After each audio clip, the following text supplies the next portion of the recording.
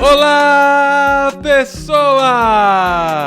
Podcastirmãos.com de número 260 entrando no ar. Eu sou o Paulinho e estou aqui com Guilherme Burjac, que só está nesse programa porque pediu para divulgar o livro que lançou na BT Books.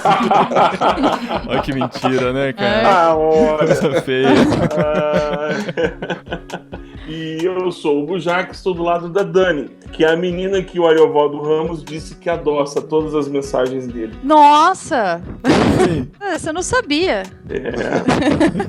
Eu sou a Dani, tô aqui com meu marido, Felipe, que é o cara responsável por me ajudar a ficar com o coração um pouco mais vermelho a cada dia. Que bonitinho. Olha só, que doce.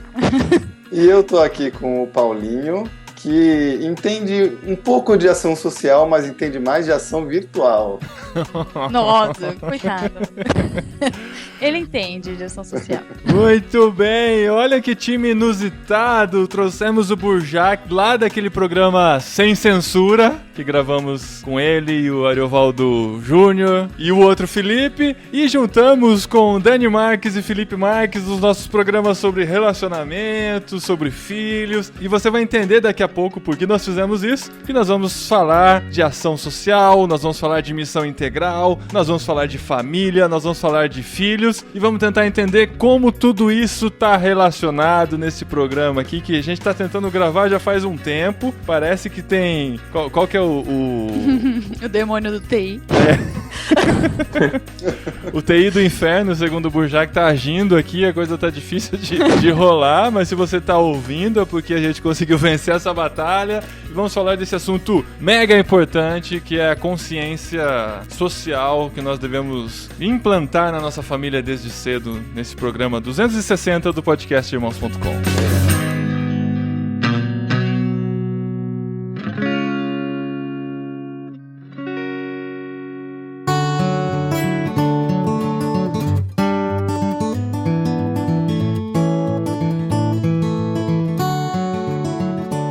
Então, gente, por que nós estamos aqui? Nós temos alguns motivos, mas o mais incrível de todos é que o que a gente vai falar aqui hoje é basicamente o resumo do que nós temos vivido nos últimos anos da nossa vida, nesse abrir de olhos, nessas escamas caindo dos nossos olhos que tem acontecido nos últimos anos, a partir do momento que nós conseguimos entender o que é de verdade o Evangelho. A gente estava falando aqui antes do programa, a ação social é uma palavra que assusta as pessoas ou não gera interesse. Se a gente der o nome de ação social para esse programa, muita gente não vai ouvir e tal. Aí eu perguntei pro Burjac, qual que é um sinônimo para ação social? O que você respondeu, Burjac? Evangelho. Evangelho, é exatamente isso. Porque nós começamos a entender que viver o social e viver para o outro, viver para o próximo é nada mais do que o resumo do Evangelho, né? Quando Jesus fala, em primeiro lugar, vamos amar a Deus sobre todas as coisas e não em segundo lugar, mas nesse mesmo patamar, amar ao próximo como a nós mesmos. E nós temos aprendido isso e a gente quer tentar compartilhar um pouquinho do que nós temos vivido. E isso foi se incendiando, foi crescendo. E eu tenho pensado muito em como eu vou passar essa visão para os meus filhos. Desde pequeno, essa questão do consumismo, do Natal que está chegando aqui perto, dos aniversários, das festas de aniversário. Como que eu vou passar essa consciência social para os meus filhos? E recentemente, conversando com o Felipe e a Dani, eles tinham esse mesmo incômodo, que a gente vai descobrir que se chama compaixão daqui a pouco, Exatamente. Esse aperto no coração. E baseado nisso, eles lançaram um livro chamado O Coração Vermelho, que a gente vai falar mais deles daqui a pouco também. E é nesse livro que ela compartilha, a Dani com seu texto, o Felipe com sua companhia. Com todo apoio. Com todo apoio. E verba, né? Cuidando das crianças enquanto a Dani escrevia. Enquanto ela escrevia. Coitado do Felipe. Alguém tem que fazer Felipe? esse papel, né? E E nasceu o livro Coração Vermelho, do qual nós vamos falar mais. Mas antes disso, a gente quer fazer essa base, trazer pra perto de nós, pro nosso nível aqui, a conversa que existe no Missão na Íntegra, em todos esses fóruns de Missão Integral, e trazer pra arquibancada, né? Trazer pro outro lado, pra geral, e tentar entender como nós, simples mortais, podemos desenvolver essa consciência social, não só na nossa família, mas em todo mundo que tá perto de nós, né? Na nossa igreja, na sociedade de forma geral, e ver que isso é um sonho possível, e o comunismo tá aí, a gente tem que lutar por ele. PT na veia. Desde criancinha. Eu até falei pra Dani que o livro dela devia chamar A Estrela Vermelha e não O Coração Verde. A bonequinha tinha que ter a cara da Dilma. Ministério Infantil do PT. Ao invés da protagonista chamar Ana Cecília, devia chamar Dilma Rousseff, né? Pra ficar bem claro. Gente, lavagem cerebral nas crianças, né? Eu ia conseguir abertura fácil nas escolas públicas. Podia falar do que você quisesse, de religião, de qualquer coisa. Gente, tá perigosa essa conversa. Gente, cuidado. Na verdade, Ariovaldo Ramos, Ed René, Valdir Stauernagel a gente tem lançado no Missão na Íntegra, esclarecendo que Missão Integral não tem relação com marxismo, comunismo, nem com teologia da libertação, que se liga muitas vezes. Você pode ver os vídeos aí explicando sobre isso. Não adianta. Não adianta. Porque o Júlio Severo vai dizer que não. Não adianta, porque o pessoal do Reforma que Passa vai achar que não, então... Tá certo. Mas assim, a gente não tá vendendo aqui Missão Integral, a gente vai realmente contar a nossa viagem no meio dessas descobertas que tem acontecido na nossa vida nesses últimos anos. Pra vocês também, nesses últimos anos, ou é uma coisa da infância que vocês perceberam que o evangelho não é só pra salvar a alma da pessoa, mas tem a ver com o repartir, com o multiplicar, com o trazer igualdade. Como é que a ficha de vocês começou a cair? Então, no meu caso específico, eu lembro na adolescência, eu já me sentia um pouco incomodada, assim, por volta dos meus 12, 13 anos. Tá até lá no site do livro eu conto essa experiência de que lá perto da nossa igreja tinha um lugarzinho assim que pessoas, como chama? Pessoas dormiam lá, pessoas bem pobres mesmo. Albergue ou na rua mesmo? Na rua, é um casarão velho. Não, era um Como? Mocó. Isso, era. E assim, muita gente, muita criança. Curtiço também, né? Curtiço, isso. E aí, eu e uma amiga, a gente tinha essa idade, 12, 13 anos, a gente falou, vamos dar aula de reforço para essas crianças na igreja. E a gente pediu autorização pro pastor, comprou o material, lápis, caderno. E aí, acho que eram 2 vezes por semana. A gente trazia eles, assim, umas 10 criancinhas e dava aula de reforço. Só que aí, sabe quando começa a cair a ficha? Eles precisam de banho, eles precisam de comida, eles precisam de família, a aula de reforço não tá ajudando muito. E não é tudo, né? Não é tudo que não é tudo, E assim, aí começou a rolar uma angústia. Acho que foi aí que começou mesmo, mas ia levar muito tempo pra despertar de uma forma mais intensa. E você, Bujá? A minha iniciação foi nas aulas de história. É mesmo? E ginásio, coisa assim? Foi assim, eu tive... Eu vou falar, vou acabar comprometendo tudo. Mas eu fui da militância estudantil. Mas todo mundo foi. Eu fui militante e tinha uma vertente muito de lutar pela liberdade de expressão, pela restauração dos grêmios, né? Na Escola Técnica Federal. A gente trabalhou para que o Grêmio voltasse. Assim, eu tive contato com a literatura, não a literatura evangélica, que falava a respeito, mas falando sobre a questão da desigualdade social, porque nasci numa região muito pobre, cresci numa região muito pobre, com pouco acesso a tudo. Então eu vivi um pouco na pele a questão da exclusão e da dificuldade de você obter as coisas. Cara, com esse sobrenome, que chique. Não adianta nada, porque se consulta o CPF dá problema, então... A minha mãe é branca, meu pai é negro. E eu nasci assim, meio Todd. Muito bom. Eu não sei dizer quando começou a cair a ficha, mas eu sei que nos últimos anos, principalmente o contato com esses caras, com a CEPAL em primeira instância, né, e por meio da CEPAL conhecer gente como o Ariovaldo Ramos, que já foi de cara, assim, eu entrei na CEPAL, já tive contato com o Ariovaldo lá em 2007. e ver essa mensagem assim, diferente do que eu sempre tinha ouvido. Não dizendo, né? Tem que tomar cuidado para não desmerecer minha formação na igreja, né? Todo o conhecimento que eu tive e tal. Mas tinha um quê diferente, né? Parece que a coisa é muito... vai além do intelectual, vai além do salvar a alma que eu disse e tá preocupado com a pessoa de uma maneira mais completa, né? Uhum. E isso tem... essa ficha ainda tá caindo, né? Acho que falta muito pra gente ter o entendimento total do que significa realmente o evangelho, de pra que Jesus Cristo morreu, né? Isso. Mas a gente vê muitas igrejas se tocando com relação a isso também, e sempre tem, né, cara? O legal é que eu tenho viajado bastante, o Bujac também com certeza tem viajado bastante. Cara, seja a igreja que for, você vai, sempre tem aquele grupinho que eu chamo que é a resistência, né? Se você está ouvindo se você está ouvindo esse programa, você é a resistência. Você é a resistência. Faz parte da resistência. Que são aqueles carinhas que estão lá e entendem que ser cristão não é só ir pra igreja, só tá lá todo domingo, é muito mais do que isso e tal, né?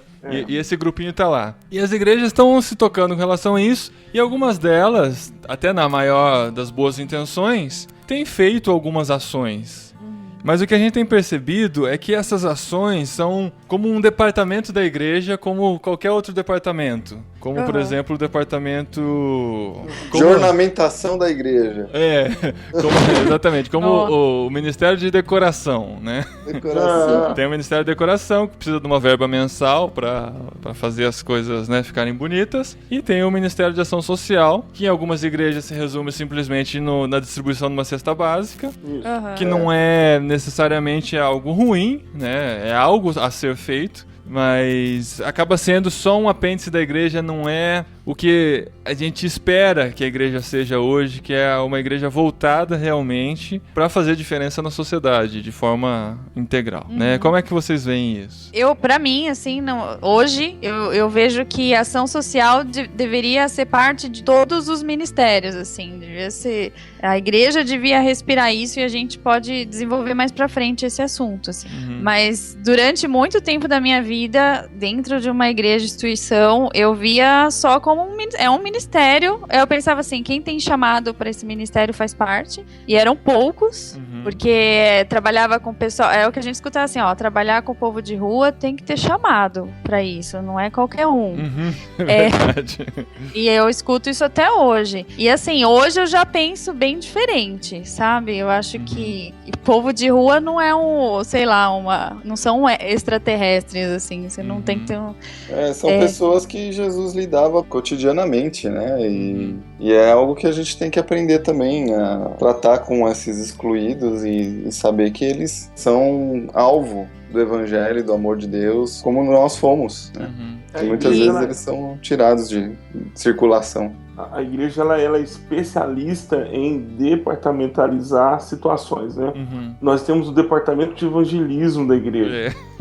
Então cara, é como se você tivesse um canil e determinasse que alguns cachorros apenas iriam latir. E outros cachorros iam fazer outras funções de funções que cachorros fazem. Tem igrejas que tem, eu não tô citando nenhuma específica, tá? Mas tem igrejas que tem o cargo de evangelista, né? Tem. A pessoa é chamada de evangelista fulano de tal, né? Isso. Eu não e os consigo outros entender. fazer o quê? Eu não consigo entender como que é. O que eu entendo é que são pessoas com uma vocação para pregar em qualquer lugar. Né? Tem essa vocação de conseguir se expressar. Mas a questão é que evangelizar é com a vida, né? Então isso faz parte de todo crente. Deveria fazer parte. Né? E aí, com essa departamentalização, a gente acaba assumindo a ação social como um departamento também, que vão ter alguns escolhidos que vão cuidar dele. E a igreja vai dar o apoio que der para algumas ações especiais que acontecer. Sábado vai ter mutirão para construir alguma creche lá, beleza. Aí... Creche. Vamos cortar o cabelo, que é mais fácil. Cortar o cabelo. É verdade. Eu tô indo para um passo bem mais avançado, né? Não, o mutirão no máximo é para construir uma igreja na favela, né? Um templo. Eu abri um ponto missionário lá adendo. Falando nisso, assim, contando um pouquinho mais da nossa experiência, a igreja que a gente fez parte a vida toda, eles abriram pontos missionários, eu acho muito joia, em vários bairros mais carentes. E eu e o Fê, desde a época de namoro, a gente já não aguentava mais ficar dentro da igreja lá, da sede. Já havia um incômodo, assim, a gente tá aqui tocando pro povo, que a gente tocava, né? O violão, ele piano. A gente tá tocando pro pessoal todo domingo, não é isso, sabe? Uma angústia. E aí entretendo o pessoal aqui. Aí, parecia isso. Eu me sentia assim, né? Tô entretendo um pessoal. E aí, sabendo que precisava de professor lá nos Cafundó de Judas, lá no meio do mato, no Embu-Guaçu. E aí, abriram a oportunidade, a gente foi. A partir daí foi o Senhor trabalhando muito forte, assim, porque quando você tá no meio desse povo, a gente pensa que tá oferecendo e é a gente que tá recebendo. E aí, daí a gente não conseguiu mais voltar pra sede. Então, a partir daí a gente trabalhou com o pessoal que morava no meio do mato mesmo, assim, tipo 5 quilômetros da estrada, por 4 anos, e depois de lá a gente foi pra uma periferia lá no Capão Redondo, que é da pesada mesmo. Casinha de pau a pique, era tudo... E a gente fica. Aí o negócio, pessoal, crianças que vivem hoje na miséria mesmo, assim, a gente ficou lá por mais quase 4 anos. Então, assim, foi um despertar muito grande. Nesse meio tempo, a gente conheceu a Missão na íntegra. Aí pronto, cara, você não volta mais. Já era. Aí eu consegui comprar o meu carro zero. Nossa, que horror. Eu continuo com o meu Poisé de 4 anos atrás, é o mesmo. Aí é o contrário, né? Aí a gente para de sonhar com o carro zero. Total, falo, Fê, enquanto o carro tá andando, pode ser qualquer um que esteja andando. Aceito doações de pneus. Exatamente, muda. Aí sim, né, a consciência começa a se desenvolver pro outro lado. Isso é incrível mesmo. Verdade, porque você acaba tendo um novo registro de valores, né? Você começa, eu não vou entrar naquela neura de que, poxa, eu tô comendo pão com mussarela. Mas aquela criança não tá comendo pão com mussarela, então eu vou chegar ao ponto, às vezes, de não comer nada. Tem gente que chega, né? De tanta angústia dessa situação. Não é isso. Eu lembro um dia, assim, eu coloquei quiabo no prato da minha filha mais velha, Ana Luísa. Aliás, Ana Luísa, eu te amo, beijo, filha. Aí eu disse assim pra ela, filha, come, porque há crianças agora na Somália que não tem quiabo pra comer. Ela falou, rapaz, você quer mandar pro SEDEX ou carta comum? Nossa, hein? Afiada, menina. Isso com 6 anos de idade. Então ela já entende.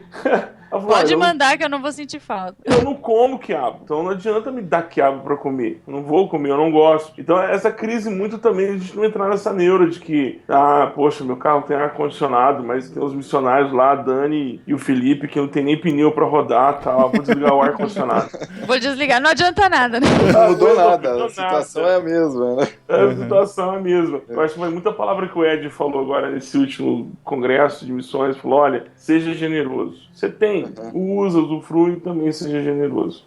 Eu acho que o mais importante assim, é o olhar pro outro. Parar de olhar só pro seu umbigo e desenvolver o olhar pro outro. Porque todo o desenvolvimento dessa tese da missão integral, que ainda está sendo construída, ela passa por entender que não é grandes ações, grande movimentação de grana, não é ai meu Deus, vou usar essa palavra, um mover. Não a chuva seródia. É só você entender o que você tem que fazer. Só isso. Cada um fazendo uma pouca parte, uma pequena parte, convertendo o seu coração marrom. É o cinza. Cinza, bege. O coração vermelho. É isso. É isso, a consciência vai sendo trabalhada, né? É isso. E a questão da ação social na igreja, o que eu tenho percebido, na verdade, tudo dentro da igreja só funciona a partir desse princípio que eu vou dar agora. Que eu sempre falo na comunicação, né? Se você quer que a comunicação da sua igreja seja desenvolvida, conquiste a liderança da sua igreja com a comunicação e a importância da comunicação.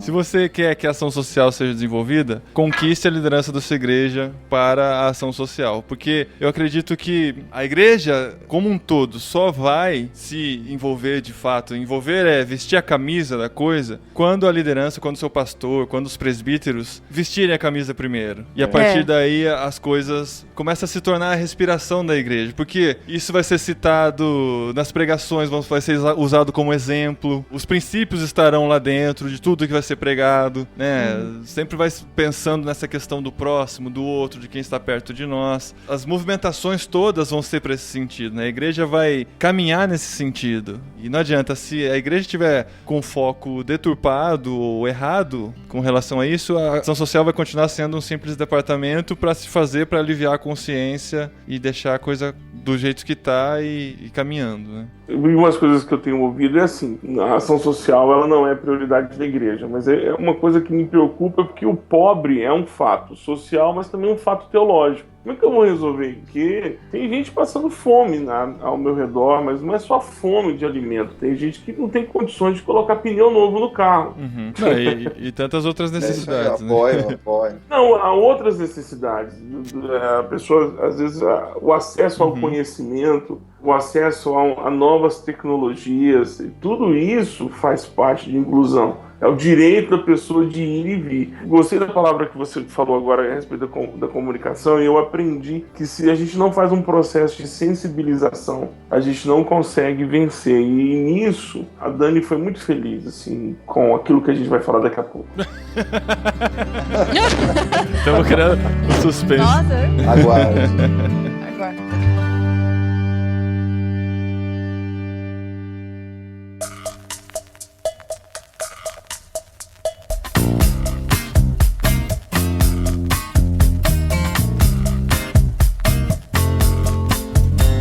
Essa mentalidade que a gente desenvolveu ou cresceu tem muito a ver com a origem do nosso protestantismo, né? Nossas igrejas, a maioria vieram como a partir de missionários da Europa ou dos Estados Unidos? A maioria absoluta veio da América. É uma realidade completamente diferente da nossa. Nós tivemos um evento agora, inclusive quem quiser a fim depois de ouvir, está no SoundCloud, é do Movimento Mosaico.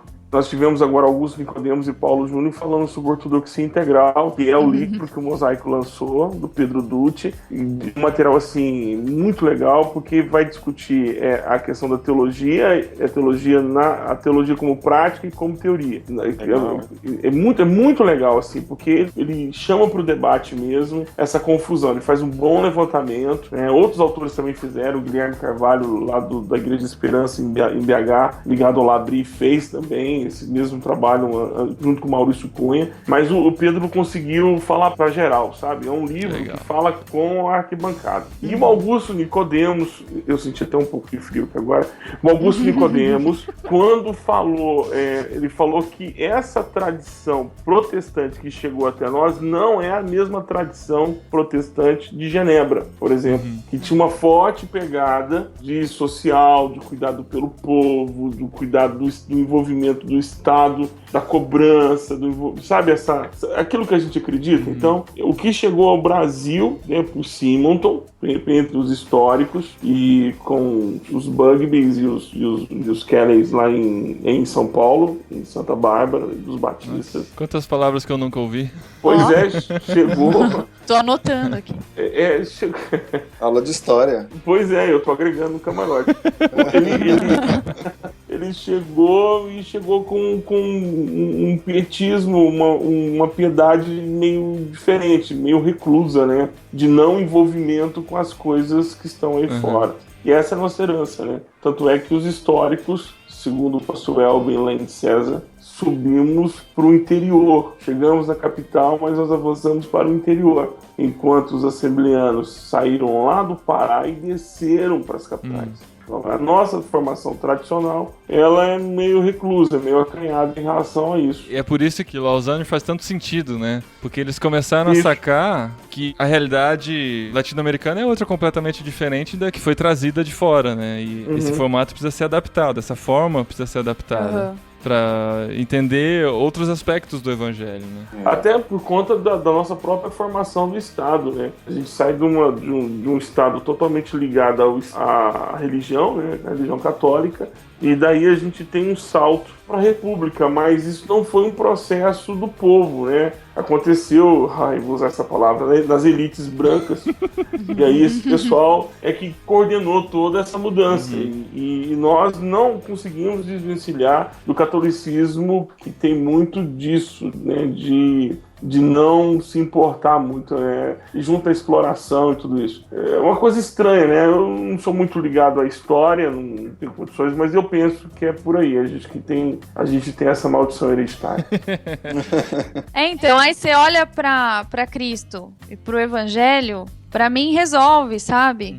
Você fala assim, olha pro lado, sai do seu conforto, para de olhar o teu umbigo, que tem muita gente aí precisando de ajuda em todos os níveis. É interessante como a gente faz vista grossa pra essas coisas que estão lá, né? A gente só absorve o que interessa pra gente mesmo. O importante é o que a Bíblia fala pra mim, né? É só você olhar no Facebook o que as pessoas mais compartilham, que versículos que eles mais compartilham, que textos. Essa pessoa que está lendo esse post terá uma grande vitória hoje. E aí, se você entra nessa área de ação social, caridade, o pessoal, os próprios cristãos vêm pra cima de você, isso é coisa de espiritismo, hein? Cuidado, pra onde você tá indo? Caridade. Fala, pô, isso é coisa de Jesus, meu. Caramba. Mas os caras têm medo, sabe? Eu falei assim, presta atenção de onde tá vindo isso. Se Deus transformou teu coração, se ele tá vermelho, não adianta, não tem como segurar. Você vai fazer. Não tem como não chorar. Eu quando comecei a minha vida como pastor, eu pedi a Deus para que eu não perdesse a sensibilidade. Eu queria viver em constante andropausa. Eu queria sempre estar chorando na igreja, chorando com os irmãos. Eu não queria me tornar uma pessoa assim cética. Porque a gente convive com o sofrimento e a dor o tempo todo, sabe?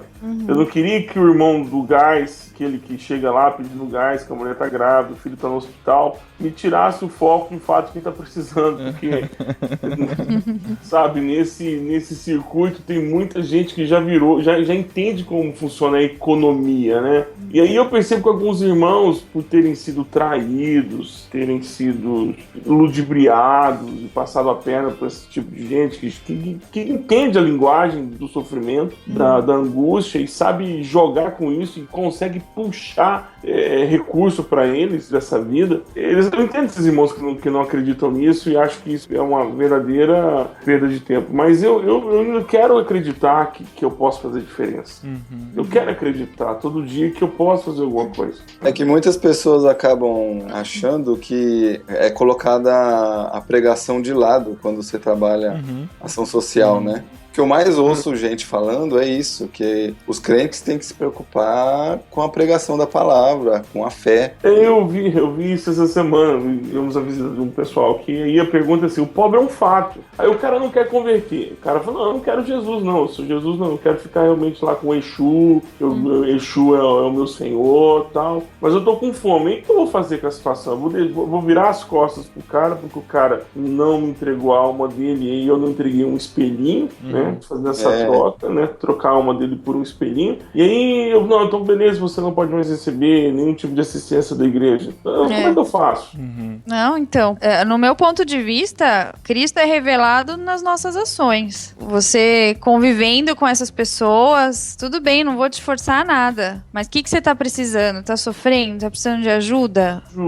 Vamos caminhar junto e quem vai te convencer de alguma coisa, a hora que for, é o Espírito Santo de Deus. Eu vou fazer a minha parte, eu vou revelar o amor de Cristo pra você. Tô fazendo a minha parte. Eu não vou te deixar, tô vendo você com fome, eu não vou te deixar com fome. Esse assim, se todo cristão fizesse o seu papel direitinho, é o que eu falo pro pessoal, teríamos poucos pobres no Brasil. Eu tô pensando no Brasil aqui, né? Claro. O Neil fala, né, que o problema da pobreza é resolvido com 50 centavos por dia, né?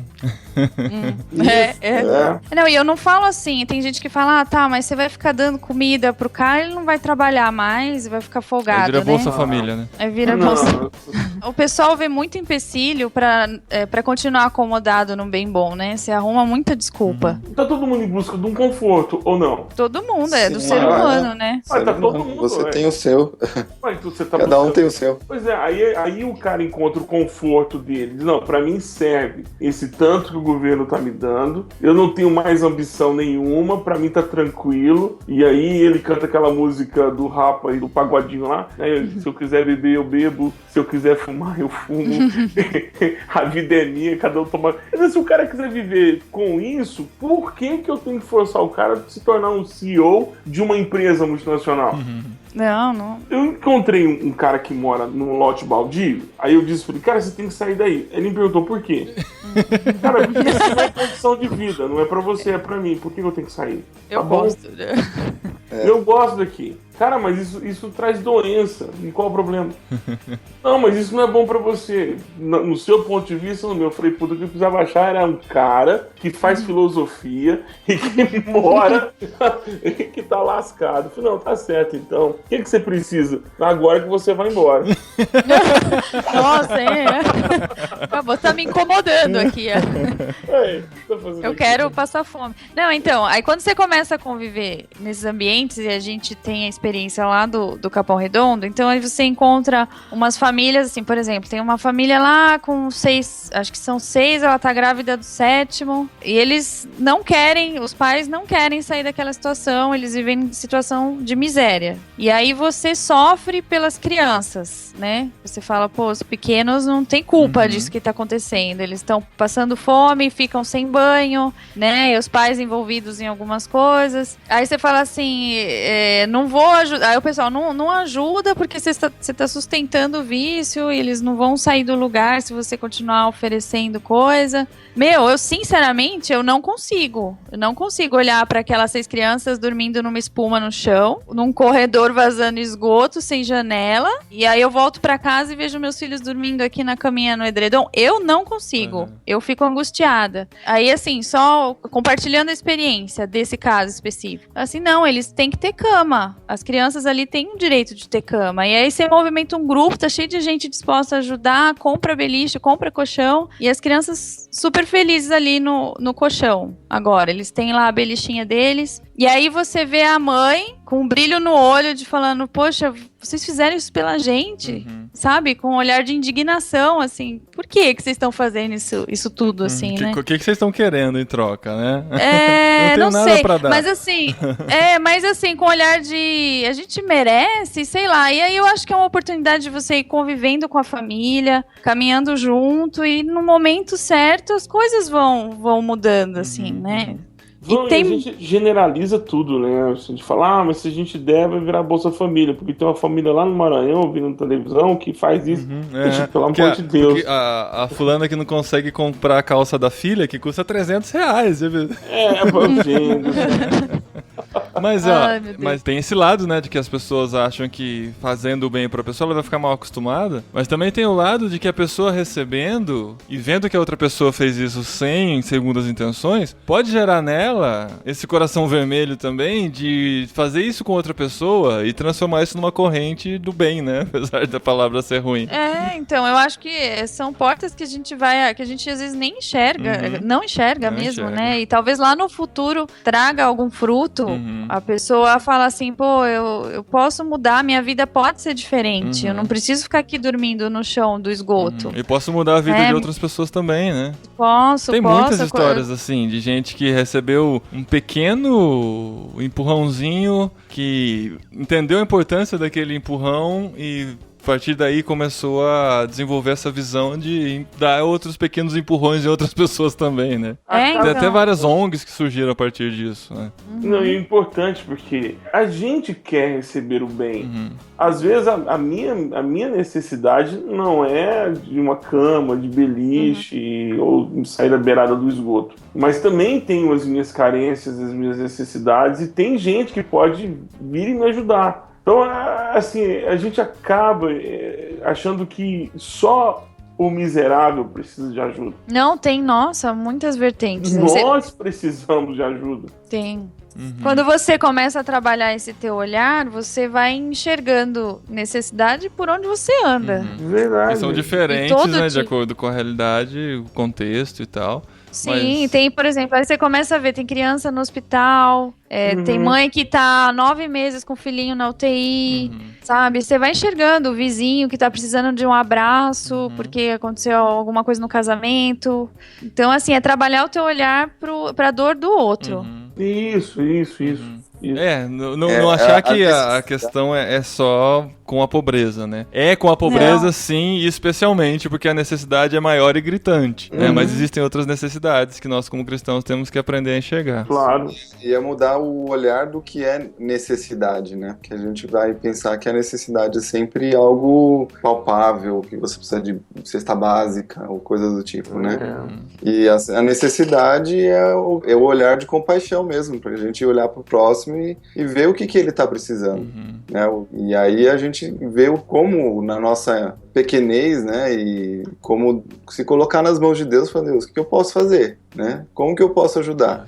É um abraço, é uma oração, é uma contribuição, é movimentar a gente. Existem vários panoramas, depende de como a gente consegue enxergar a necessidade do próximo mesmo. Exato. E acho legal fazer sempre a pergunta, né? Eu aprendi isso, acho que no Missão na Íntegra. Perguntar pro outro, qual é a tua necessidade? O que Deixa que você que ele precisa? fale. O que você precisa? Porque às vezes eu acho que ele precisa de alguma coisa e ele é outra coisa, né? É igual o pessoal dos moradores de rua, né? Sopa de novo, né? Caramba. Porra, mas você não tem o que comer. Poxa, mas dá a chance aí. Água, por exemplo. Água Não, mas tem casos assim, eu já participei de sopão e conversando com os caras lá, eles falam, vocês são a terceira turma que passa aqui hoje com sopa no mesmo dia. Exatamente. Os caras já não querem mais, né? Passa com cobertor da próxima vez. Eu lembro de uma Sopa a história gente de um já tem. moleque que levou uma bota muito cara, uma bota Piton. De cobra pitão. Levou uma bota de couro de cobra Piton para um orfanato, né? E aí levou lá no abrigo e entregou pra menina e falou, você vai passar o Natal na minha casa, tal, uma mulher muito rica. E aí ela contando a história, que quando ela chegou e foi buscar a menina lá no abrigo, ela falou, mas cadê a bota? Não tinha, obrigado, não quero. Não serviu, não foi serviu. útil. Serviu. Mas você não quer? Não, tia, eu não gosto. Não gosto de bota. Minha filha é uma bota de couro de cobra Piton. Você não sabe o que você tá falando. Ela falou, tia, é muito feia. Eu não gostei. É muito Mas você certo. tem que usar, porque você é miserável. Você nunca vai ter uma bota dessa. Tia, eu sou miserável, mas eu não quero usar aquela bota feia. Me dá um chinelo havaianas. E ela falou assim, e essa mulher, quando dando esse testemunho, ela falou, poxa, eu não Entendia. que ela tem gosto. Aham. E ela é um ser humano que tem gosto. Não, e que os tem valores são perfeição. completamente diferentes, né? O que é de valor pra ela? O que ela acha bonito, o que é interessante pra ela usar. E isso é uma coisa que eu tento também, desde já, passar pros meus filhos e tentar entender esses sinais deles mesmos, né? Lá com seus 2 e 4 anos, que o que tem mais valor pra eles não é o que é mais caro. Na verdade, quase nunca é o que a gente acha que é o que eles vão gostar mais porque é mais caro, é o que eles realmente gostam, né? Isso a gente percebe desde bebezinho. Quando você dá um presente, ele brinca mais com a embalagem do que com o próprio presente. A caixa. Tupperware, essas coisas. Exatamente. Panela. Isso é uma coisa muito louca, que a gente tem que ficar atento, né? Porque senão a gente vai levar a criança pra escolher o presente de aniversário. A vovó deu um dinheirinho pra comprar o seu presente de aniversário. Vai lá e escolhe. Aí ele escolhe o mais simples. Não, filho, mas você pode escolher algo de mais valor. Olha só esse carro aqui. Olha a ó. marca desse aqui. Olha esse aqui como Olha é bem essa mais rede. bonito e tal. A gente que leva as crianças a ter esse pensamento, né? Não, e Eles se não você são deixa a mercê dos comerciais de televisão, com o tempo eles vão desenvolvendo esse olhar Vão. assim pra marca, pra aquilo que é melhor. Porque Então, assim, a TV vende isso, né? Vende pra você o que é tempo mais todo. caro. Vende pra criança essa consciência, O né? tempo todo. Eu não sei qual que é o nome daquele brinquedo que é mal-humorado, que tá Furby. na moda. Isso, é esse. Aí minha filha pediu um Furby. Pai, eu quero um Furby. Eu falei, filha, eu não vou dar isso pra você, não. Aí eu fui no tutorial do YouTube, né, pra ver alguma coisa, e o cara explicando, o cara da Folha de São Paulo explicando que aquilo não desliga. É isso mesmo, é um demônio. Aí eu falei pra minha demônio. filha, das entidades que me perturbam à noite, bastam as que seu pai já tem pelo Ministério Pastoral. Eu não vou comprar esse negócio, não. Não, e assim, baixa espírito nele. Às vezes ele é porque uma amiguinha da minha filha tem. Às vezes ele é fêmea, às vezes é macho, às vezes ele é um bicho estranho. O olho muda, assim. É tipo um gremlin, sabe? Ele começa a manifestar de outra forma. O eletrônico, ele interage um com o outro, interage com o iPad, essas coisas. Com o né? iPad, ele faz cocô no iPad, sabe? Você tem um programinha de fazer cocô, de alimentar.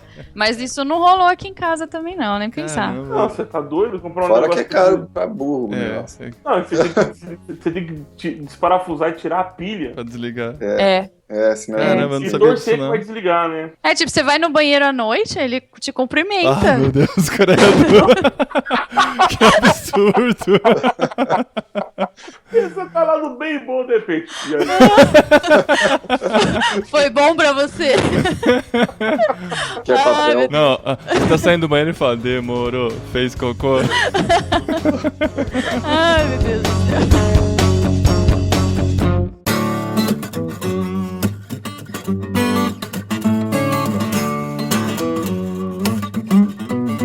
Então, e trazendo já, né, para essa nossa preocupação, todos nós com filhos pequenos ou nessa fase, né, de desenvolver essa consciência, a Dani teve essa ideia incrível de desenvolver um livro que trabalha essa consciência nas crianças desde pequeno, para que eles não passem por esse processo traumático todo que nós passamos depois de adultos e começarmos a entender e vermos quanto tempo nós perdemos, né, que nós já poderíamos ter sido úteis de fato no reino, pregando esse evangelho completo e integral, né? E aí surgiu o livro Coração Vermelho, que a gente quer mostrar para vocês aqui hoje, que é muito mais do que um simples livro para você comprar, mas é uma ideia para você desenvolver e trabalhar e levar para sua igreja, para a escola dominical, para sua família, para o seu condomínio. Escola do seu filho. A escola do A seu escola filho. do seu filho, exatamente. Muitas coisas que podem ser feitas a partir dele. Então conta pra gente, Dani. Pergunta de Marília, Gabi e Gabriela. Como é que surgiu a ideia de fazer esse livro?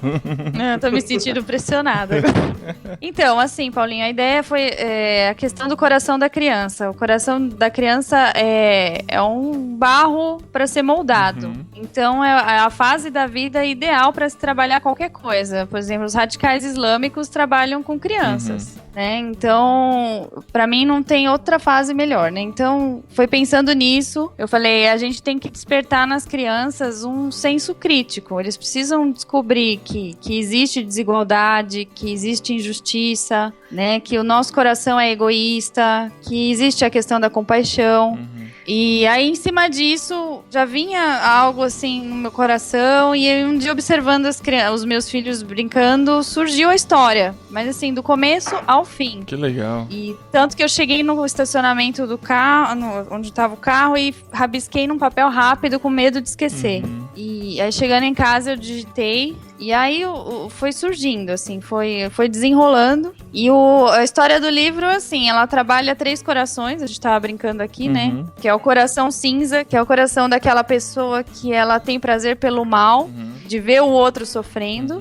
O coração bege, que é aquele coração que demonstra ser bom, mas assim, o que reina é o egoísmo, então... Geralmente é aquela coisa do alívio de consciência que a gente falou. Isso. Eu vou ajudar pra me sentir melhor, eu vou ajudar porque o pessoal tá vendo que eu tô dando a cesta básica, e sempre tem um interesse por trás. Eu vou ajudar pra... Pôr no Facebook. Pra pra mostrar pros outros, ou simplesmente pra eu me sentir com a pessoa que tem mais do que os outros. Eu gostava muito daquele programa A Liga, né? Que passa na Band, não sei se passa ainda. Mas eu curtia bastante, eles iam pra esse submundo e tal, e pegavam várias pessoas, né, pra entrevistar. Na verdade, nem é muito submundo, mas eles estavam fazendo o programa daquele funk ostentação, que é o cúmulo de tudo que a gente quer fugir, né? Mas o cara, ele, com a câmera filmando e tal, ele encontrou um mendigo na rua, ele deu uma nota de R$100 pro cara, né? Olha só como eu sou bom, né? Ou como eu tenho e posso te dar, né? E foi é mais ou menos por aí que às vezes a gente faz mesmo, né? Pra mostrar que a gente tem mais condições do que o outro, por isso que a gente ajuda.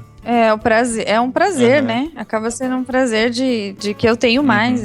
Então, e aí o coração vermelho É aquele coração que, movido pela compaixão, eu falo a dor da compaixão no livro, ele diante de uma situação de injustiça, de sofrimento do outro, de desigualdade, ele explode em forma de ação. Ele não fica imóvel, né? Não fica acomodado. Então a criança, ela é na hora, assim. Agora eu tô tendo a experiência de ver as crianças lendo em algumas escolas, em alguns lugares. Eles no final, assim, eu quero ter o coração vermelho. Ou assim, mamãe, eu tenho o coração vermelho, né? E uma menininha esses dias falou assim, mamãe, eu li o livro, eu tenho o coração vermelho, eu vou levar pra minha escola pra ler pros meus amigos, pra eles aprenderem a ter o coração vermelho. Legal. Eu me emocionei muito, assim, de escutar. E aí o livro traz algumas situações de desigualdade, de injustiça, para a criança aprender a identificar. E no final do livro eu fecho dizendo da onde vem o coração vermelho. Não é mérito nosso, né? Nem vou contar o final da história para não perder a graça. Ah, gente, é linda a história. Eu tive acesso ao material e fiquei assim, sensibilizado mesmo. É incrível. E eu quero pedir aquele irmão que pegou o meu material no Missão na Íntegra, que o irmão seja tremendamente abençoado. Eu vou te mandar outro, me dá o seu endereço, eu te mando. Tá certo. E é incrível mesmo a história, porque toca em muitos assuntos que eu tenho pensado, mesmo antes da gente ter conversado precisamente sobre isso. E foi legal que na semana passada a gente se encontrou, né, pessoalmente lá na casa da Dani e do Felipe, e conversando sobre isso, a Adri contou uma decisão que a gente já tomou algum tempo atrás, sobre a nossa educação das crianças, e a Dani cita exatamente a situação que nós pensamos, que é a questão de que, nossos filhos não estão valorizando o que tem, né, não tá gostando dos seus brinquedos, ou não tá comendo direito, eu vou pegar eles e vou levar lá no orfanato, ou lá embaixo da ponte, pra mostrar que, olha só, tem gente que não tem, você que tem não valoriza o que você tem. Agradece a Deus que você tem. Cara, eu já vi pelo menos 3 famílias contando pra nós essa experiência como se fosse a coisa mais incrível que fizeram na educação dos filhos pra... mais espiritual do mundo, pra entender a desigualdade, né? E a Dani mostra exatamente essa situação no livro, que a pessoa que faz isso não é que tem o coração vermelho, né? Não tá preocupada com o próximo, tá preocupada em falar, tá vendo? A gente pode mais. Exatamente. E vamos agradecer a Deus porque Deus deu mais pra gente, não pra eles, né? Não, então, aí a protagonista da história, ela fala, né, numa situação idêntica, ela fala assim, agradecer porque eu tenho mais que o outro, isso é cruel, isso não é cristão, né? E a gente aprende isso, vamos agradecer porque a gente tem casa, vamos agradecer o cobertor, tem criança que não tem.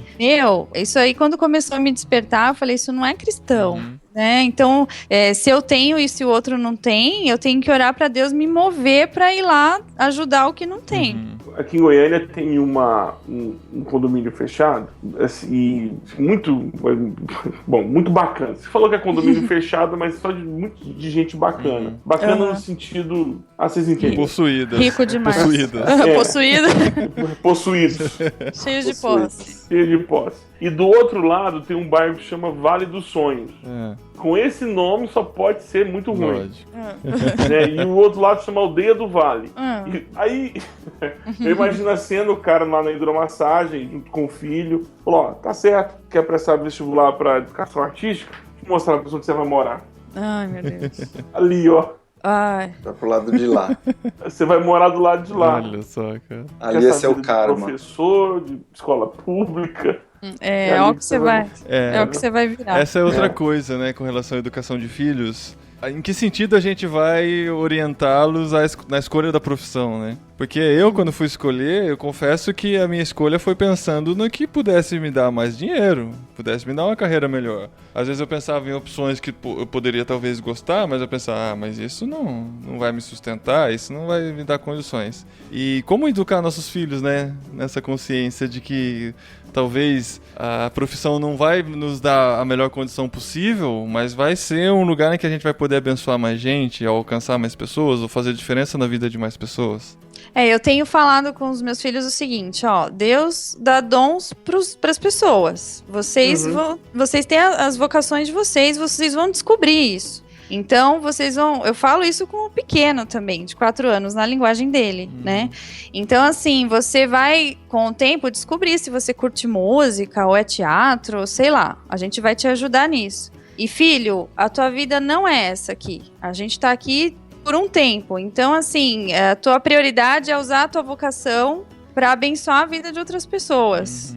Né, levar a Cristo, o amor de Cristo para as pessoas, e Deus vai te ajudar no teu sustento, né, e eu acho que, eu penso muito nisso, assim, Deus distribui os dons, e a gente identifica e trabalha nessa área que Deus deu o dom pra gente, pensando em abençoar outras vidas. E também é algo para trabalhar desde cedo, né, não esperar chegar na época do vestibular, da escolha da profissão, para começar a tentar incutir essas ideias, né, mostrar isso desde já, lógico. Eu acho importante. O trabalho com criança, pra mim, é fundamental, assim, de pequenininho mesmo. Eu conheci uma igreja em que eles tinham um trabalho forte até com crianças, né? De evangelismo, de EBF, de escola dominical e tal. E eu lembro que uma vez eu, participando da conversa, ouvindo essa conversa, eu era até mais adolescente, o líder daquela igreja falou assim, o trabalho com criança é até forte e tal, mas você vê, ó, faz 20 anos que a gente tá aqui e quantos que foram evangelizados são membros da igreja hoje. Só tem uma pessoa nesse tempo todo, né?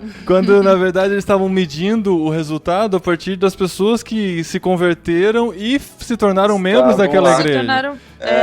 E não pela semente que foi plantada, pela, né, a palavra de Deus colocada no coração daquelas crianças que pôde frutificar mais pra frente, né?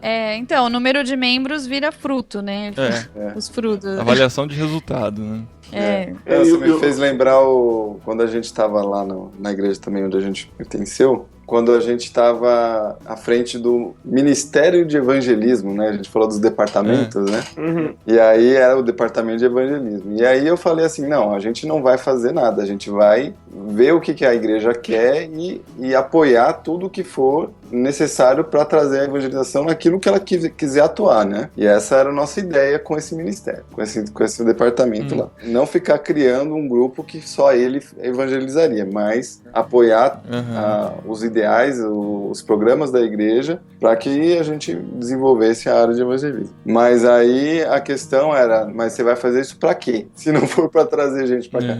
Então aí a gente fez trabalho lá, fez um acampamento mais para as pessoas começarem a desenvolver pontos de pregação nos seus bairros, nas faculdades. E aí a gente foi chamado falando assim, olha, essas pessoas vão pregar e vão trazer essas pessoas para onde? Tem que trazer pra gente, né?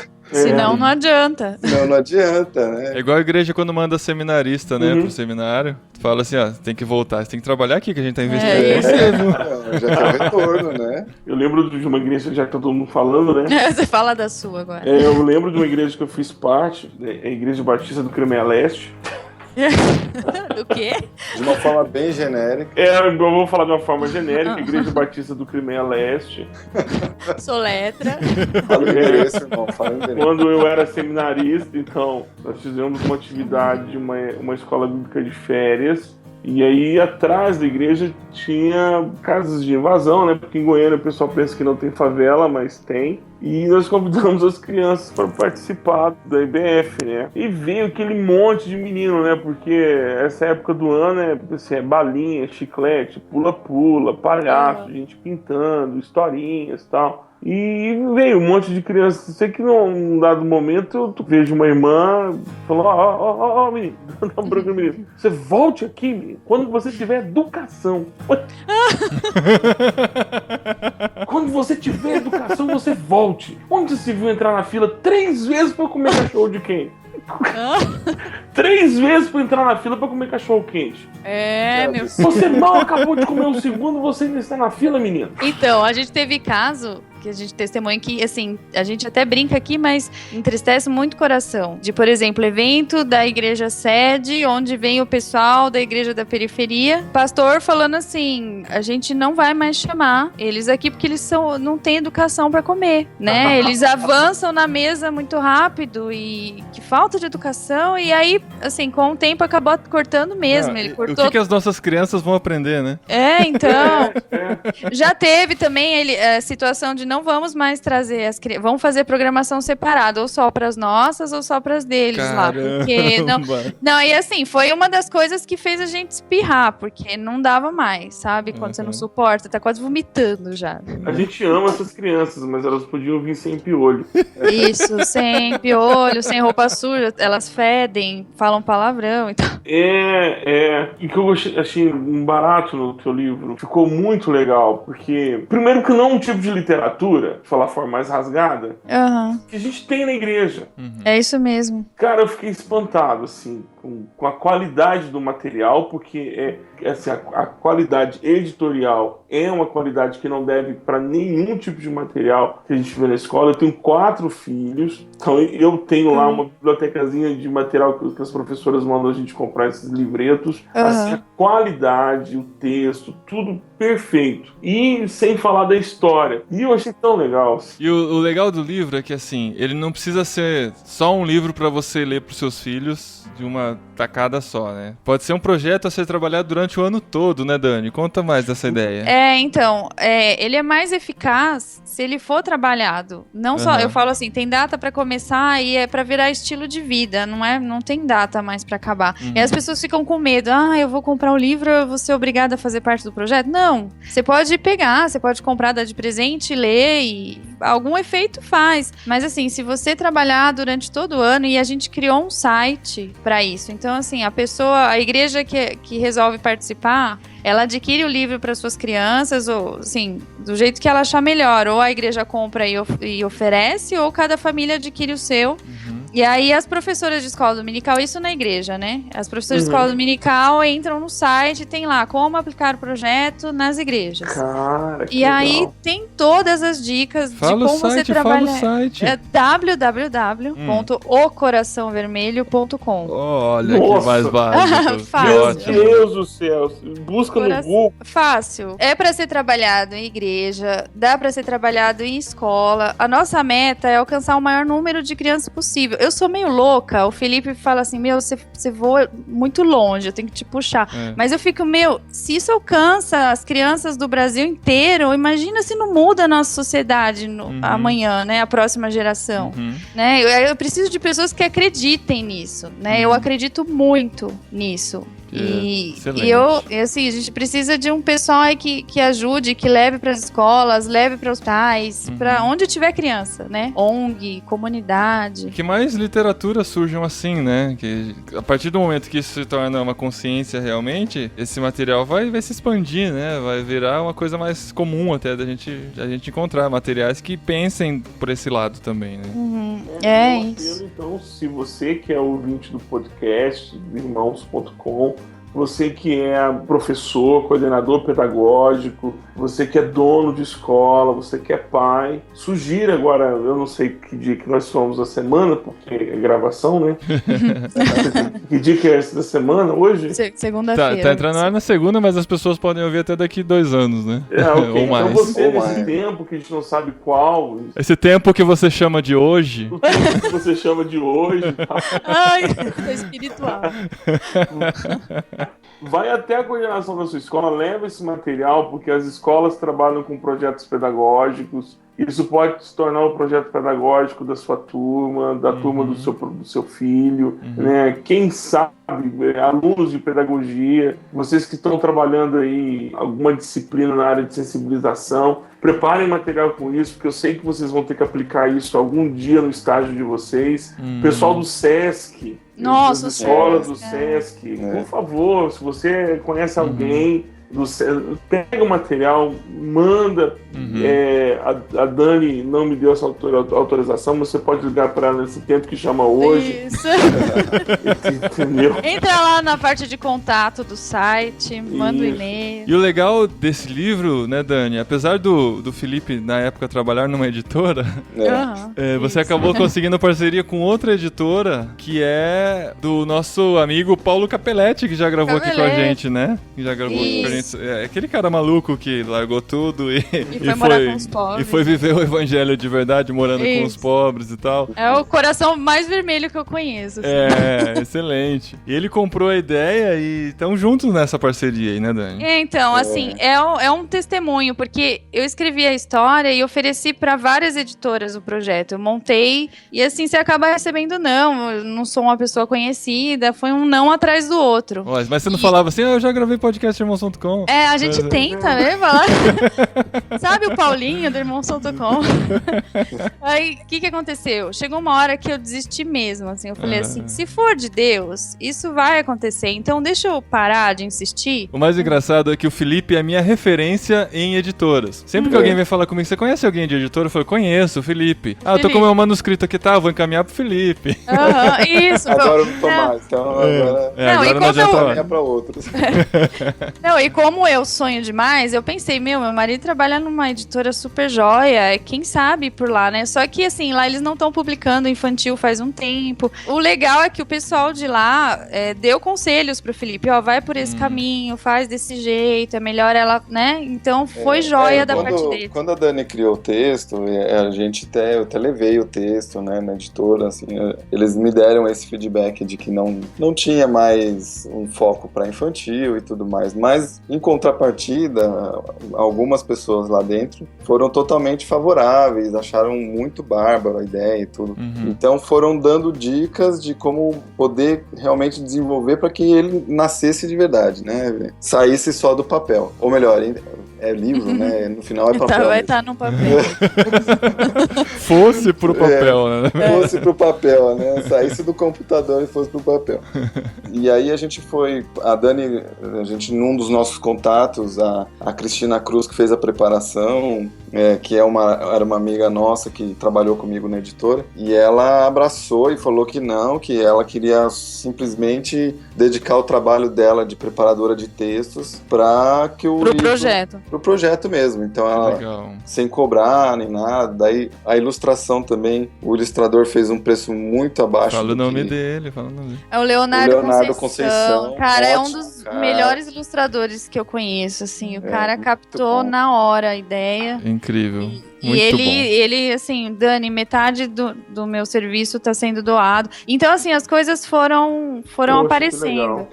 Só que, assim, isso antes da editora. Sem ter editora. A gente já tinha gente que estava disposta a doar seu tempo, seu trabalho. Eu, como marido, né, falei, não, eu faço a diagramação, faço a capa e tal. Então. Aí eu entrava, a proposta que eu fazia para as editoras já era com tudo, era com o pacote. Eu falo, eu preciso que vocês só acreditem nesse trabalho, que vai dar certo. A gente orçográfica e tudo, né? Chegou nas editoras e falou, vocês vão só ter o custo disso. O resto já foi feito. Aí o que aconteceu? Aí a gente foi lá na casa do Paulo Capelletti tratar de outro assunto. E a gente conversou por umas 2 horas e no final da conversa a gente falou do livro, mas assim, eu nem sabia direito que ele tinha uma editora. O Felipe sabia, eu não sabia. Que ele tem a editora Academia Cristã. E aí, quando a gente citou o livro, você precisa de ver na hora. Ele falou, muito legal isso aí. Me manda hoje, que amanhã eu vou sentar com o pessoal da editora e já te dou uma resposta. Aí, eu acho que no dia seguinte ou no outro, ele já ligou falando, Dani, a gente vai imprimir seu livro. Que legal. Nossa. Você chorou. E a editora lá do Paulo, ela não faz infantil. Ela não tem foco infantil. Ela nunca tinha feito um infantil. Então ela é para mercado acadêmico, né? Tanto que o nome é Academia Cristã. E eles falaram, não, vamos criar um selo infantil por causa do livro. Academia Kids. Academia Kids, exato. Exatamente. Aí o Fê criou o logo e tal. E aí na época que eu tava buscando parceiros, antes da editora, eu fui falando com todos os meus contatos, falei com o Paulinho, mostrei o projeto e falei, Paulinho, você me ajuda na área de divulgação, comunicação? Aí você respondeu assim, Dani, me coloque dentro disso, por favor. Eu quero muito. E aí foi você, o Danilo do Genizar também se dispôs, tem um bannerzinho lá no site deles também. Então, assim, as coisas foram rolando. Um cara lá da Austrália montou o site pra mim em 2 dias. Legal. Seu primo, né? Não vai falar. Ele é primo, um cara. É o Sandro Heder, caramba, que falha minha. É o cara, esse cara é o cara. Ele é o cara, sabe? Aquele tipo de pessoa que faz direito e rápido e sem você nem pedir, ele fez melhor do que você imaginava. Sei, legal. E no site dá pra adquirir o livro? Então, no site tem o link pra editora, Academia Cristã. Eles conseguiram frete grátis por ser projeto especial lá. Porque assim, essa editora, a verba que ela arrecada, ela sustenta a Missão Sal. A missão lá do Paulo Capelletti. Então, eles conseguiram frete grátis. E tem essa outra questão. A verba com a venda dos livros tá indo pra Missão Sal. Sim, legal. Sabe? Então é colocando em prática o que tá sendo falado no livro. Então, quando as pessoas, assim como eu, pensaram, que elas pensariam, tá? Eu não pensei. Mas quando você falou assim... Eu quero que esse livro cresça e todas as escolas implantem esse projeto e a coisa cresça e todo mundo... E que eu fique rica, né? Faltou isso, e que eu fique muito rica com esse projeto. Famosa e tal. Aí você que estava pensando nisso se decepciona agora, porque toda a renda vai direto pra Missão Sal, que trabalha com pessoas em condição de rua, né? A gente continua precisando do pneu, tá? Não vai ter jeito. Pra mim, a realização, assim, de um sonho. É algo que eu sempre orei a Deus, assim, como que eu posso ajudar? Como que eu vou mudar a situação desse país? Senhor, como isso me incomoda? E Deus, eu escrevo, meu dom é esse, então o Senhor usou esse dom, né? E a minha oração é para que alcance as vidas, traga consciência e que mude a próxima geração. Assim, não penso tão alto assim, eu vou mudar o mundo com isso. Mas o pouquinho que mudar... Por que não, Dani? Por que não? Vamos pensar, vamos orar. Vamos orar, não, se mudar, né? Melhor ainda, mas assim, os coraçõezinhos que forem transformados, sabe? Eu coloco aqui na apresentação do livro, é uma frase que eu carrego comigo, que ela fala assim, sucesso é saber que ao menos uma vida respirou mais fácil porque você viveu. Olha então, só, que legal. Eu quero esse sucesso com o livro, né? Amém. E a gente vai trazendo, né, pra tudo que a gente discutiu aqui, de como essa consciência foi despertada em nós, pra gente despertar nas crianças desde já e termos aí pessoas melhores, né, um Brasil melhor, um mundo melhor, sermos agentes para que isso aconteça, né? Eu já tô esperando ela já adolescente, né? Uma Poliana menina, moça, mulher. Vai ser o coração rosa. O coração... nós temos... Coração pink. A gente tá com outro... Tem outros... Eu já tô com outros 2 livros escritos. A editora Academia Cristã tem a ideia de publicar para que vire uma coleção nesse sentido, né? O próximo livro tem o título O Grande Consertador de Nomes, que fala daquilo que não é... Se você não conserta na infância, aquilo vai virar uma coisa ruim na fase adulta, né? Legal. Então, trabalhando assim, uma criança que risca a parede em casa e a mãe não corrige isso, lá no futuro ele vai riscar a parede, vai pichar muro por aí, destruir escolas e paredes e tudo mais, assim, nesse sentido, né?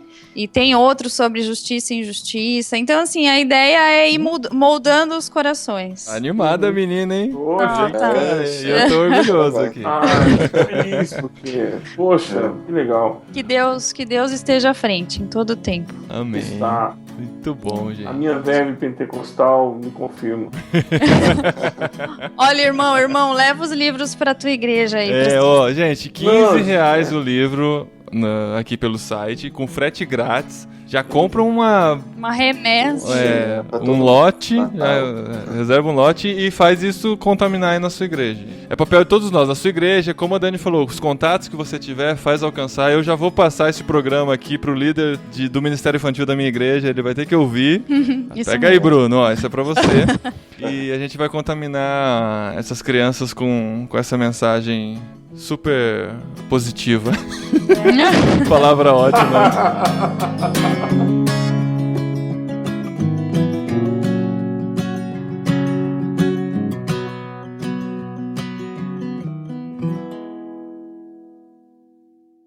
O Bujá postou aqui uma foto dele gravando o podcast. Aí o Bibo já veio aqui. Fala do e-book.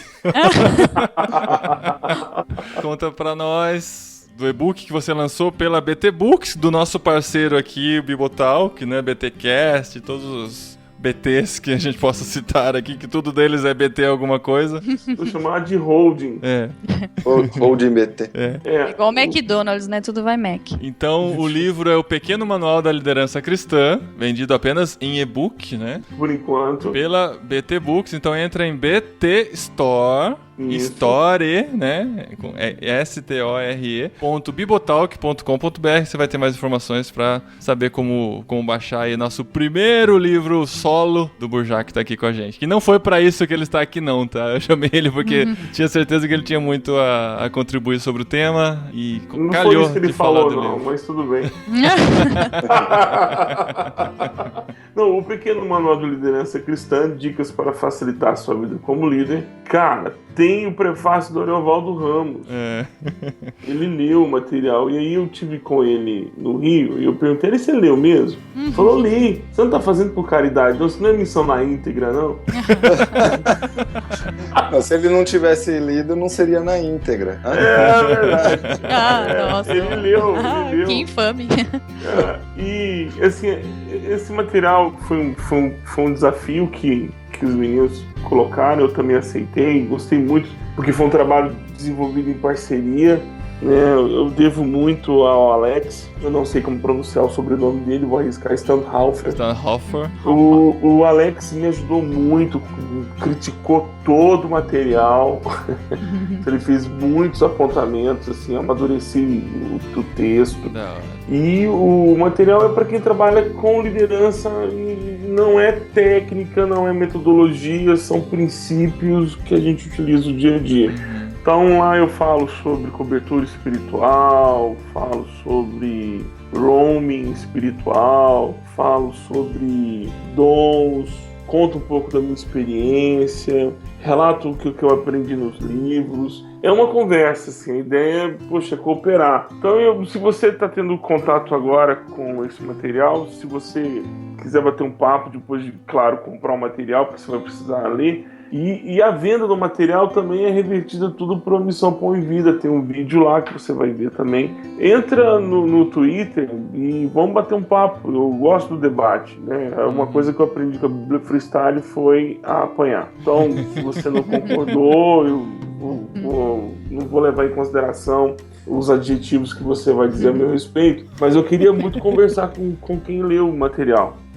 Até para poder ajudar. E o material físico, talvez em breve, ou talvez já esteja já há muito tempo nas livrarias, dependendo do espaço e tempo que nós estamos falando agora. Provavelmente o tema do livro vai ser debatido em algum BTcast que vem por aí, né? Poxa, isso é uma BTcast, eu não sei, eu tava na esperança de irmãos.com. Ih, nossa, já era.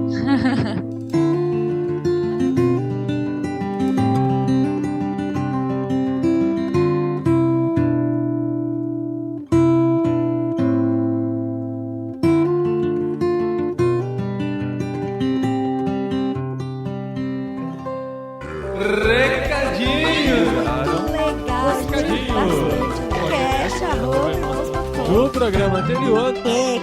Muito obrigado. Recadinhos direto do Rock no Vale 2014. Eu tô tentando fingir uma animação aqui, mas tô morrendo de cansaço. Acabamos de sair de um grande evento. Estamos aqui com o Júnior. Fala, Júnior. Oi, pessoal, tudo bem? A gente tá aqui junto com a Sara. Eu sou a Sara e tô aqui com o Marcos Botelho, que vocês já conhecem pra caramba. Saiu até na revista Veja, né, gente? Tweets dele. Tava tendo o The Voice e eu comentei o decote da Cláudia Leite, falando que, pra que apelar, né? Aí saiu na Veja fofoca dizendo o decote da Cláudia Leite cria polêmica nas redes sociais, aí pôs o meu comentário. O seu comentário. Você já pode fazer o Rock no Vale, você já é um crítico da música aí, né? Eu vou fazer uma crítica sobre a roupa da Lorena Chaves ontem. Oi, gente, obrigado. Rock no Vale bombando, já estamos... Eu tô sem voz, sem ter cantado, sem ter feito nada, sem né? conhecer as músicas. Mas é uma alegria aí poder fazer essa parceria eterna, Jovens da Verdade, Rock Rock no Vale, irmãos.com, Expresso Ação. Muito bem. E a gente tá aqui também com o Rafael Diedrich, que Sou eu! que gravou com a gente sobre a adultização. A infantilização adulta. Adultização infantil. E o Marcos e o Rafael são os responsáveis por essa barulheira toda que vocês estão ouvindo. São os responsáveis. Cara, a gente tava falando sobre isso agora. A Sara até falou assim, quem que é o Rafael, né? Rafael é aquele que ajudou a gente a entrar lá pra conversar com a Marina. E eu falei, o Rafael é um cara megalomaníaco, assim. Ele encara... Que medo dessa palavra, velho. Ele encara uns sonhos meio malucos. E o Rock no Vale é um deles, né, cara? Um deles, é. Muito louco o que vocês estão fazendo aqui, juntando um monte de gente pra discutir sustentabilidade, ouvir música boa. E a gente aqui no Rock no Vale teve o nosso já tradicional no Jovens da Verdade, Aquário de Ideias. Aquário de Ideias. E tá cada vez mais bonito, hein? Tá grande, cara. Agora tá grande. Como a Sara Tá disse... o SeaWorld de ideias, tá lindão. É o SeaWorld de Ideias. Tá grande, tá bem legal. E só que assim, uma curiosidade interessante é que o pessoal chegou e não sabia do que era. Tava escrito Aquário de Ideias, tem um astronauta com fone de ouvido e os logotipos dos parceiros aqui pequenininhos. Aí o pessoal que não conhece o projeto ainda, entrava aqui e não sabia do que se tratava. Não, teve uma pessoa até que entrou no meio e falou assim, posso dar uma ideia? E aí saiu. Mas aí ele não entendeu o que era. Antes da gente começar a gravar qualquer coisa, rolou algum boato de que aqui era um ponto de carregamento de celular. Você tem uma ideia? Meu Deus, juro, cara. Aí a gente tava aqui conversando, batendo papo, de repente uma moça abre a porta e fala assim, eu preciso trazer o carregador ou vocês fornecem? Juro, cara. Muito bom. A gente só tem o celular, o carregador você tem que trazer, né? Mas isso é muito legal porque a gente traz os natureba, né? Mas ninguém consegue ficar sem celular. É verdade. Não, o cara vem O vegano é viciado. O cara vem com canga, o cara vem com dread, o cara vem comendo só coisa, só com como é que vegano. Isso, e aí... O iPod na mão. Mas não pode ficar com o iPod, tem que estar com o iPad, o iPad, o iPod.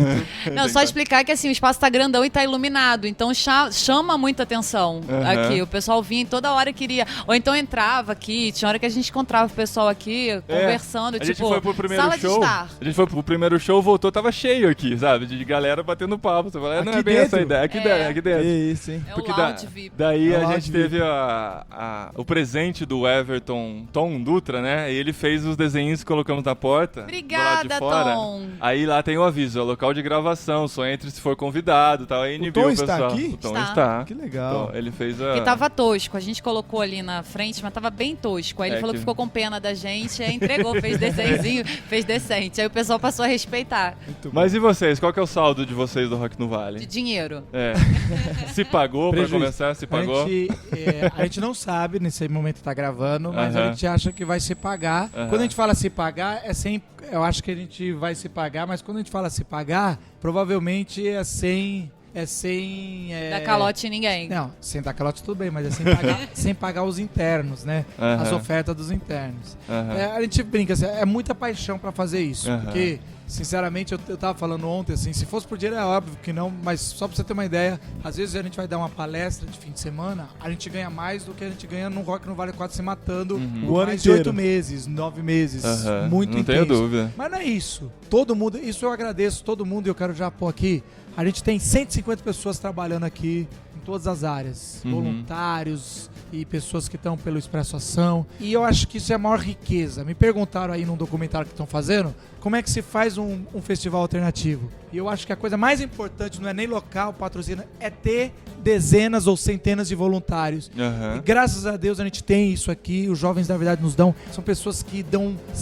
a vida, não dormem, estão ralando, não comem direito. Eu sei porque eu tô sem almoçar e jantar desde o começo. A gente vai pegando alguma coisinha andando. Mas assim, essa turma, assim, eu nem sei como é que eu vou agradecer essa turma, porque eles vão embora e eu não consigo fazer uma reunião com ela. Muito louco. Mas essa turma de staff e do Expresso Ação, do palco, é eternamente grato. São eles que fazem isso mesmo. Até quando a gente conversou ontem, lá atrás falava assim, nossa, o Rock no Vale podia acontecer em outros lugares, em outras cidades, enfim. Sempre tem alguém falando disso, isso, né? Podia ser em tal lugar, tal região tem um público legal, o pessoal ia gostar demais de ter um evento desse lá. Na hora que eu sentei com o Marcos ontem aqui na Praça de Alimentação pra gente conversar um pouquinho, e a gente falou disso aí, mais uma vez um amigo falou sobre isso, de um lugar onde poderia acontecer uma outra possibilidade, né? Um outro lugar pra rolar o Rock no Vale. Aí o Marcos falou assim, cara, mas o maior problema pra gente é conseguir 150 voluntários com a capacidade ou a qualidade que esses caras têm. Louco. Porque esses caras aqui é gente de muita responsabilidade. Você dá uma coisa pros caras fazerem e os caras resolvem. E as bandas se sentem muito gratas. E é muita coisa que precisa desenrolar. Então você precisa de um cara que desenrole tudo falando inglês, ou um cara que resolva tudo com o motorista e indo buscar a gente em outro lugar e voltando e resolvendo as coisas específicas de equipamento e tudo. Então tudo... Aquelas coisas de última hora que a gente fica com medo de não conseguir voluntários dessa qualidade em outros lugares do Brasil. Bem legal. Não, é tudo pra ontem, né? Alguém pede uma coisa, já tem que entregar logo. Não tem tempo pra esperar.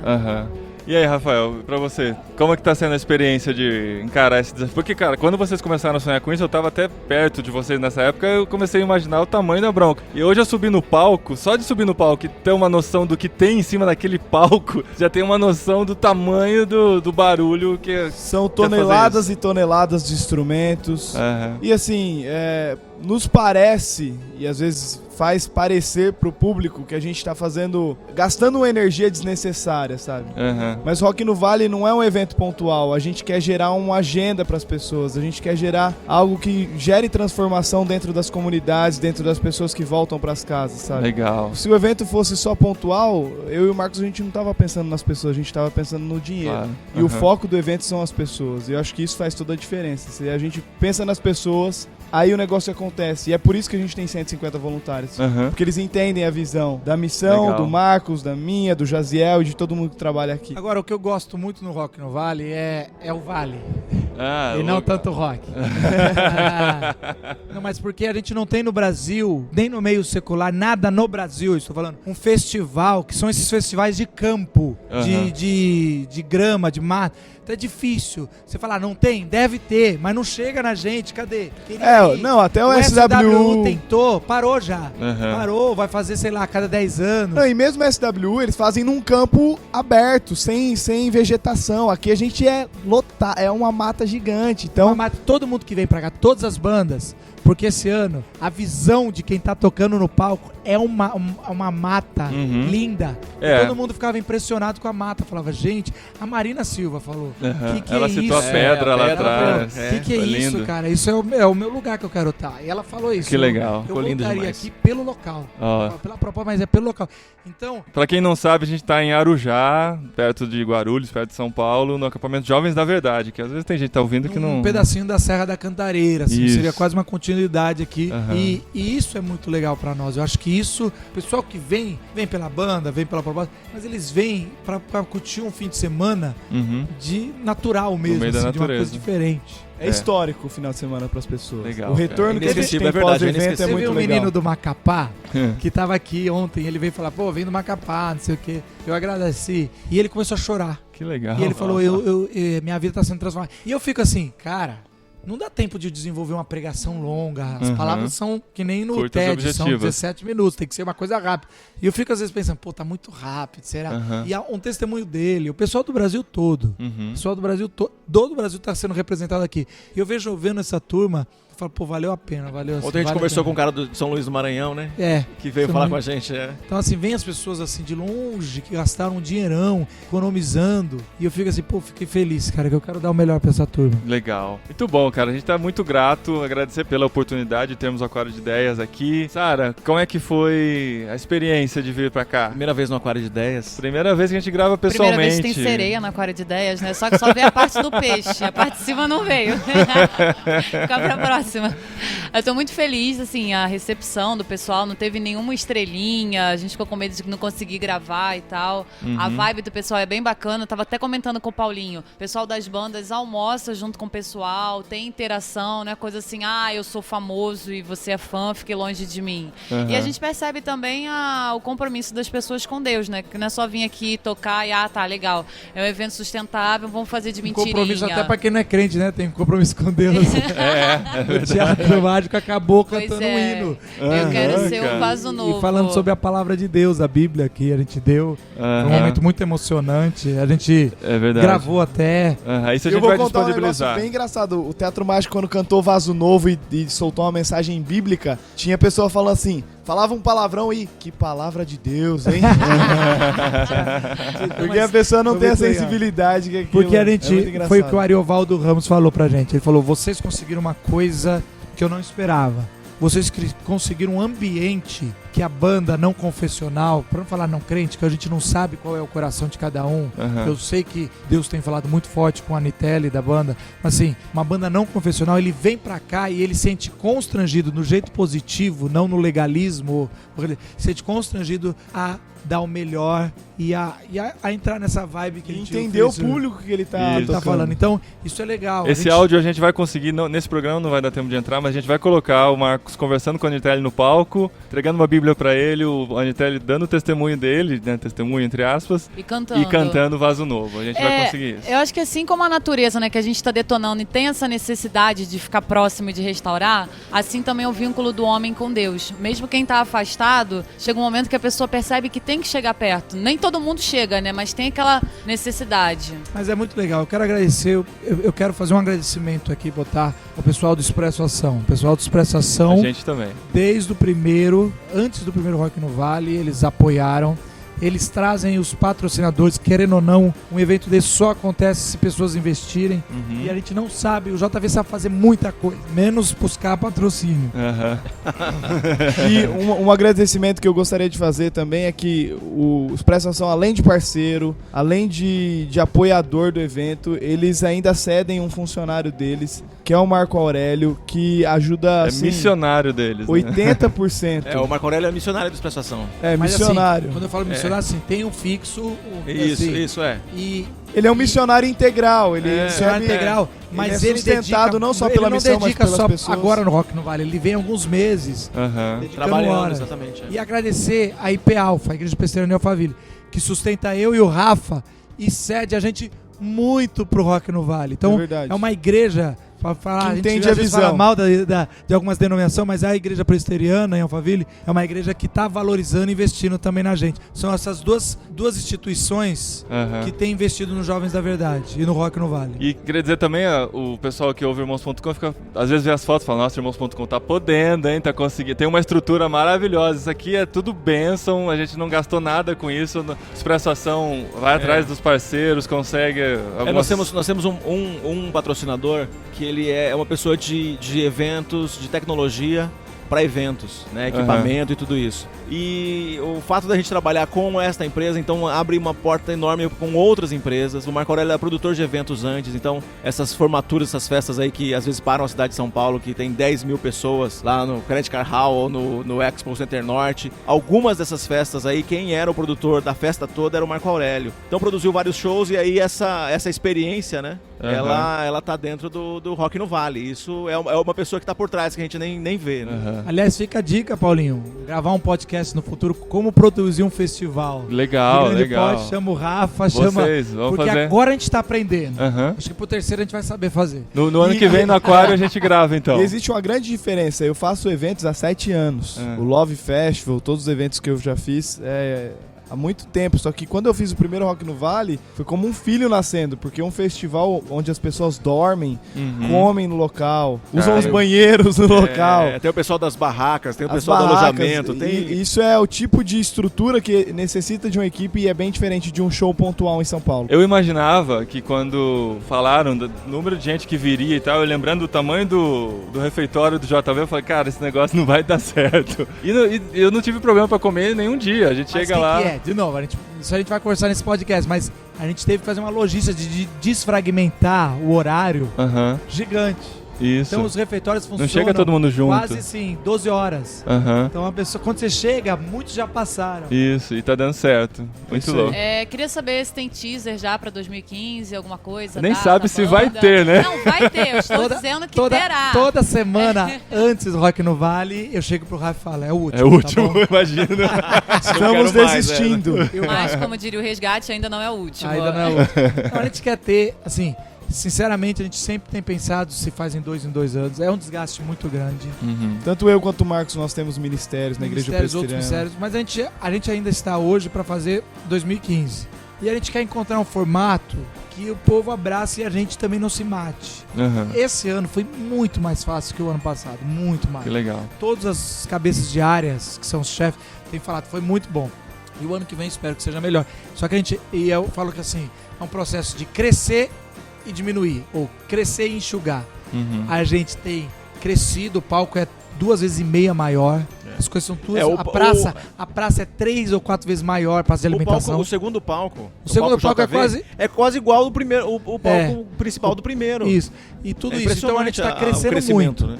E agora a ideia é dar aquela enxugada no ruído, na programação. A gente quer botar muita banda e fica falando, toca 45 minutos. Então é melhor às vezes ter uma banda que a gente curte, tocando 1h30, tranquilo, fazendo o seu bis, do que ter 2 bandas fazendo a metade do show. Então é isso, a gente tá aprendendo.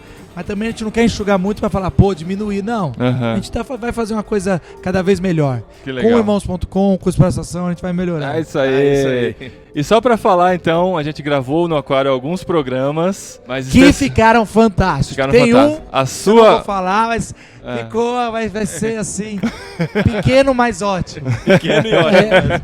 Não, vamos contar, porque a gente tá postando as fotos, né? Então vamos ter que contar. E é legal pra criar expectativa também. No mês de janeiro, vai ser uma época... Eu vou sair de férias, né? Então a gente vai ter programas especiais. Já vamos usar 2 do Rock no Vale. 2 gravados aqui que foram muito especiais. O primeiro vai ser dos Arrais. Gravamos com os Arrais, foi incrível a conversa com ele. São programas mais curtos, sim, mas com conteúdo bem legal, bem interessante. E o segundo eu vou deixar a Sara contar. Ai, gente, era um mito no programa. Conseguimos gravar com Resgate. Sempre falava com o Paulinho, falei, vamos gravar um podcast, não sei o quê. Gravei com o Zé Bruno, olhando nos meus olhos, realmente. Falei, só não vou dizer que eu posso morrer feliz, que vai que Deus quer me levar hoje, né?